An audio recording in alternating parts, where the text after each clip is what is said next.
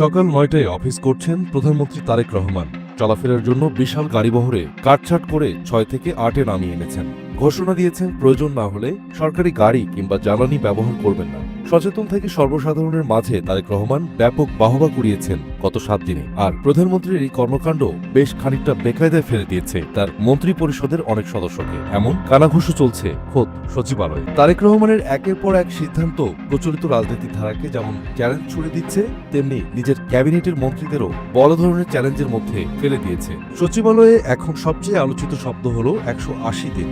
জানা গেছে প্রধানমন্ত্রী তার মন্ত্রিসভার সব সদস্যদের জন্য ১৮০ দিনের একটি আলটিমেটাম ঘোষণা করেছেন। এই ৬ মাসে মন্ত্রী পরিষদের সদস্যদের কার্য মূল্যায়ন করা হবে। সচিবালয়ের কানাকানিতে এই কার্য মূল্যায়নকে বলা হচ্ছে পরীক্ষা। ফিসফিসানিতে শোনা যায় তারেক রহমানের ঘোষিত এই পরীক্ষায় ফেল করলেই হারাতে হতে পারে মন্ত্রিত্ব।